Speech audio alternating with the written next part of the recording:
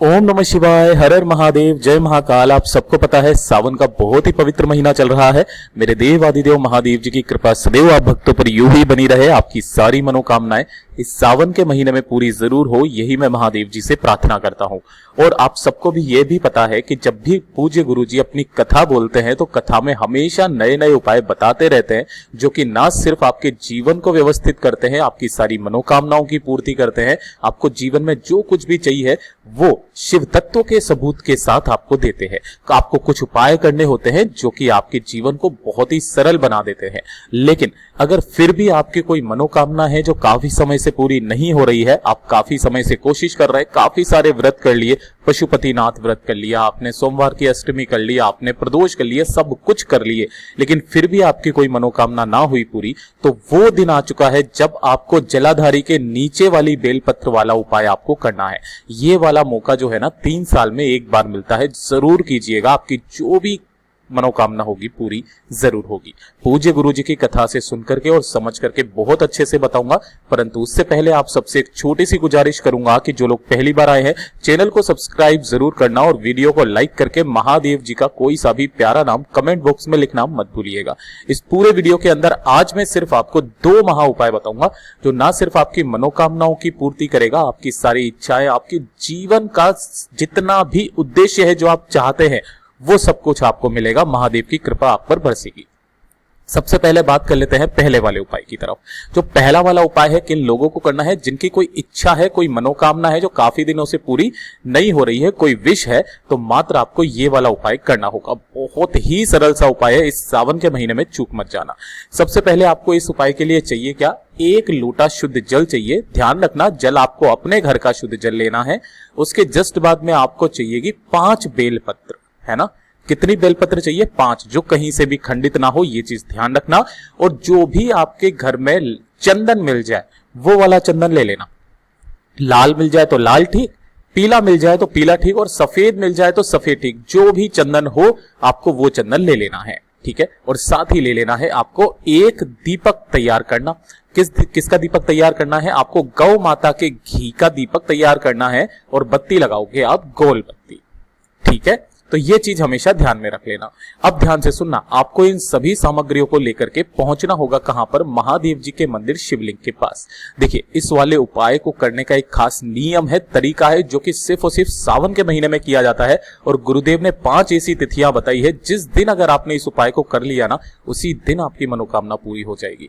उत्तर दिशा यानी कि north direction की तरफ मुंह करके खड़े होना है आपको यहां पर। परंतु उससे पहले आप हमेशा ध्यान रखिएगा, जब आप मंदिर में प्रवेश करो ना, तो मंदिर में प्रवेश करते वक्त में आपको महादेव जी की शिवलिंग की जो भी चौखट होती है ना, चारों तरफ जैसे एक मेड़ बनी हुई रहती है, उस मेड़ पर आपको वो एक दीपक प्रज्वलित कर देना है। ओम नमः शिवाय, श्री शिवाय नमस्तुभ्यम का स्मरण करते हुए यहां तक कर दोगे। इसके जस्ट बाद में आपको जैसे ही महादेव जी की शिवलिंग के पास पहुंचोगे, आपने सबसे पहले 1 लोटा शुद्ध जल जो लिया है उसे मेरे देव आदिदेव महादेव जी के ऊपर समर्पित करना। ओम नमः शिवाय, श्री शिवाय नमस्तुभ्यम का स्मरण करते हुए किन महादेव जी के नाम से करना होगा? काशी विश्वनाथ महादेव जी के नाम से।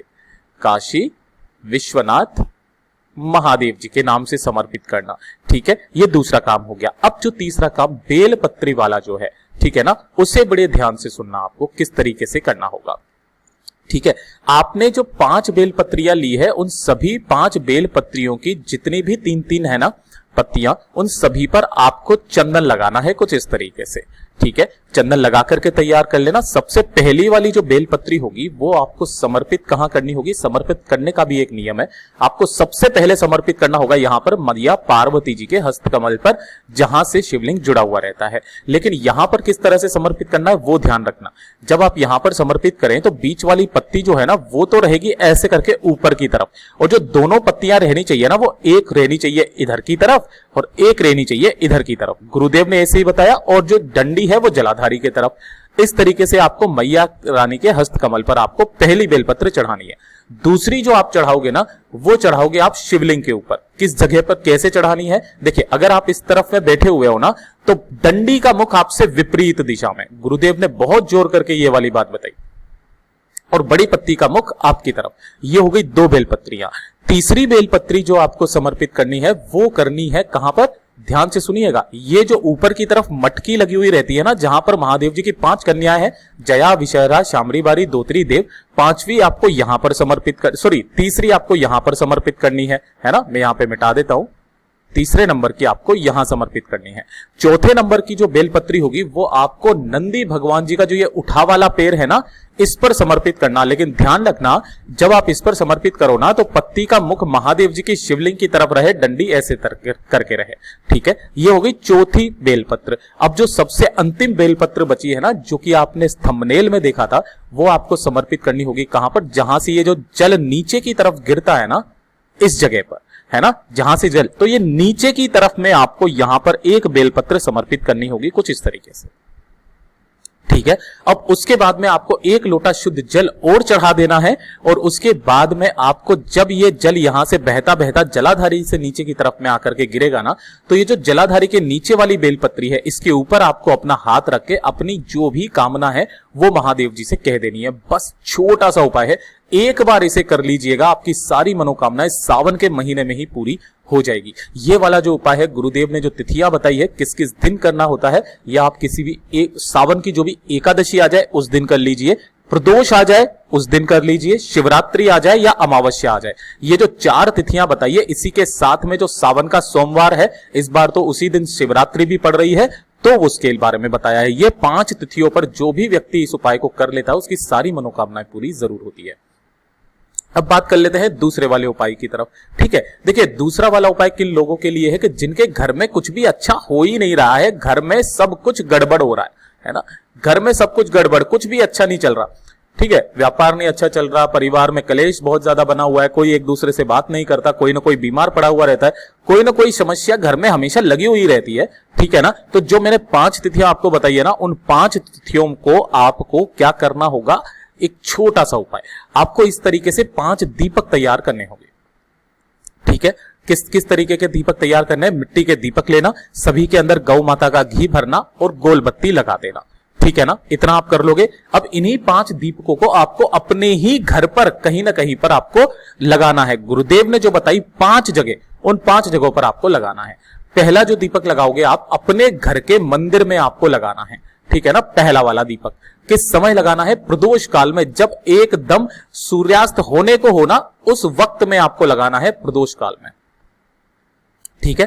पहला दीपक यहां लगा दिया।